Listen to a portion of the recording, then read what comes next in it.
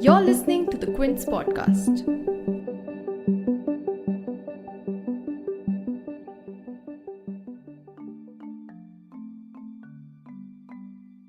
Rethink and apologize, and then we can consider whether to be lenient with penalties or not.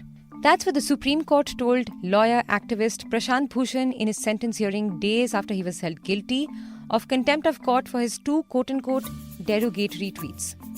The three-judge bench led by Justice Arun Mishra had on 14th August held Bhushan guilty of contempt for firstly tweeting about the Chief Justice of India S.A. Bobde riding a motorcycle without a mask during the pandemic, and second, a commentary on the apex court's role in the quote-unquote destruction of democracy.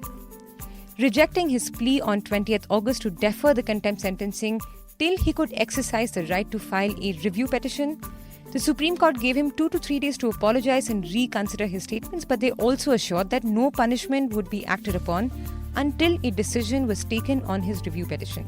But this sentence hearing was an interesting one with a lot of back and forth between the Supreme Court's observations on whether or not Bhushan had crossed the line with his freedom of speech and sharp statements from Bhushan's lawyers on truth as a defense for contempt. So what are the biggest highlights from the contempt hearing against Prashant Bhushan? To analyze the aspects of the proceedings, the Quint spoke to senior advocate of the Supreme Court, Sanjay Hegde.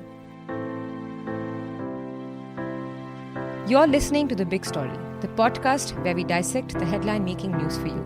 And I'm your host, Shorbari. Without following a strict chronology of the hearing, let me get straight to the 3 big points here. Although Mr. Bhushan has been given time, he stuck to his guns and said that he wasn't asking for mercy over anything he said. While accepting any penalty the judges wished to impose on him, Bhushan said that he was quote-unquote pained at being grossly misunderstood.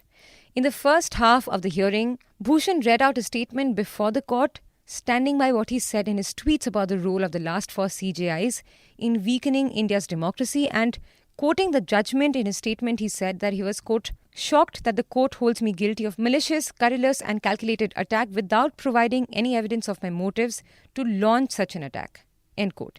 He said that his tweets were nothing but a, quote, small attempt to discharge what he considered to be his highest duty at the juncture in this history of a republic, end quote. After Justice Arun Mishra reiterated that he'd been given time to rethink, Bhushan said that granting him time will not serve any purpose, as it was unlikely that it would change his bona fide opinions. And I'm quoting one line from his statement again, quote, "It would be insincere and contemptuous on my part to offer an apology for the tweets that expressed what was and continues to be my bona fide belief," end quote. So was that the right move? Senior advocate Sanjay Hegde said for whatever it's worth, Bhushan's statements will mark the proceedings. That is a deeply personal question. I mean, it's only Prashant who can answer it. There have been times when people have lost matters in court, but they have won the greater battle. This is a statement which, for whatever it is worth, will mark the proceedings.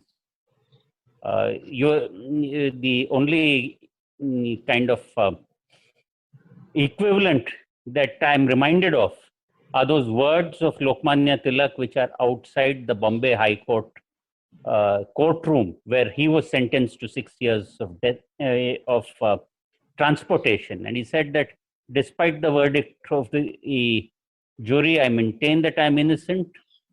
There is a higher providence that guides nations and the destinies of men.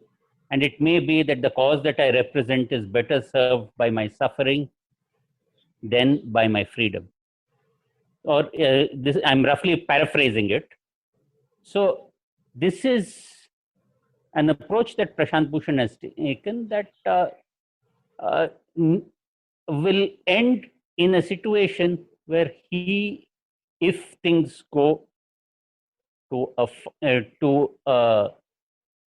any kind of imprisonment, then he will not be the only person who suffers the imprisonment. There will be a kind of judgment that both academicians and historians will draw. when Bhushan's lawyers Dushyant Dave and Rajiv Dhawan argued that the court would have to consider that Bhushan had fought a lot of good cases of public interest pro bono, such as the coal scam, the 2G case, etc. Before determining the sentencing, the judges said that despite Bhushan's long record of service and the many good causes that he had fought for, they could not be lenient in the sentence unless he realized and admitted to making a mistake. But in an interesting turn of events, Attorney General of India K.K. Venugopal came out in support of Bhushan and suggested that Bhushan should not be punished. In his defense, Venugopal noted that several retired judges had also made statements saying the same things as Bhushan. However, the Supreme Court bench informed the AG that they could not accept his suggestion that Bhushan should not be punished unless he rethinks his statements. And I'm going to quote a line that Justice Mishra said. He said, quote, "When it comes to sentencing, we can only be lenient when the person tenders an apology and realizes the mistake in the real sense." End quote. But does the court have to be lenient only after the person has tendered an apology, or is it enough to consider that Mr. Bhushan's comments were made in a bona fide manner? That is the judge's game. The judges are masters of their own game. They're complete masters. What affects their judgment, what doesn't affect their judgment, what goes into the judicial calculus is entirely their discretion. They might say that though no apology is forthcoming, we yet think that we should be magnanimous. They may, on the other hand, even if an apology is given, say, we reject this apology at the stage of sentencing, we do not think it is sincere enough. So it was correct on the judge's part to remind Bhushan that he had the option of an apology. That's all that we can say, that it was a reminder. After that, how it is to be processed, and if there is no apology available, how is the matter to be processed? Both are equally at large before the judges. Coming to the main hearing, what came as quite a shock was what appeared to be an admittance from the judges that they had not referred to the full content of Bhushan's reply affidavit to the contempt allegations that he had filed before the main hearing of the case. This is the 142-page affidavit where Bhushan had provided detailed reasons supporting his belief that the Supreme Court had played a role in the destruction of democracy in the last 6 years, and why he felt CJI Bobde's decision on how the court would operate during the lockdown had led to a denial of access to justice. In a previous episode of The Big Story, we also broke down the details of the affidavit, so please do check it out in our show notes. But coming back to this recent hearing, the judges admitted that only the contents till para 40 of the affidavit that was referred to by Dave on the August 5th hearing had been taken into account, but not the rest, as they claimed that Dave had told the bench to ignore the rest. And Dhawan retorted to that by saying that what Dave had actually said was that it would be quote-unquote embarrassing to read the rest of the portions of the affidavit, not that it should not have been referred to. But what does the Supreme Court bench not reading the full content of the affidavit response mean for the case?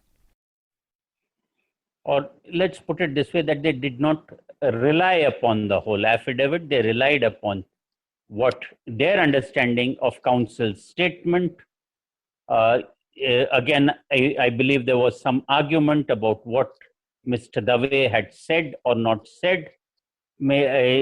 In Mr. Dave's recollections, as stated by Mr. Dhawan, it was that I rely on the entire affidavit, but after para 40, you can read it for yourself, because I do not want to say that in open court.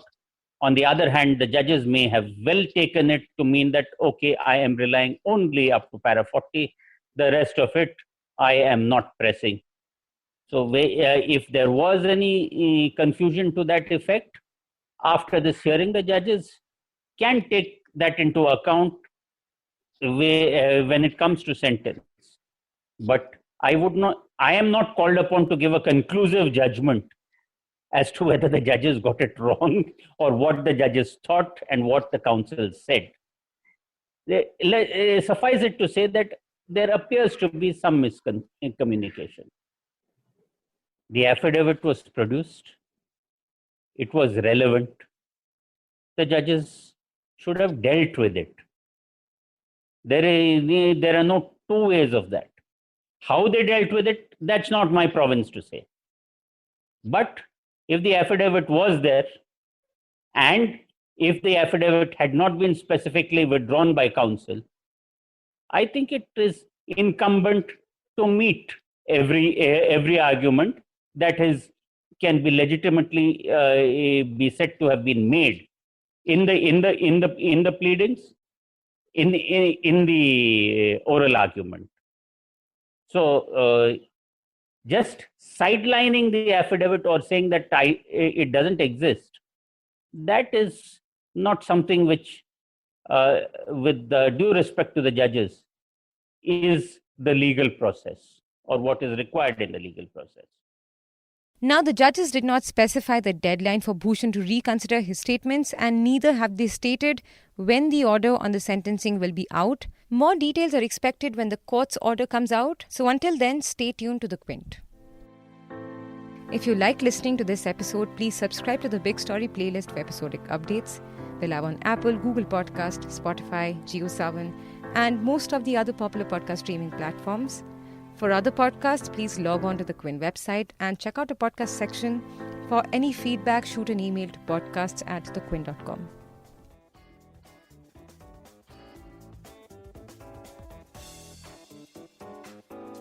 Thanks for listening. Log on to the Quint's website and check out our other podcasts.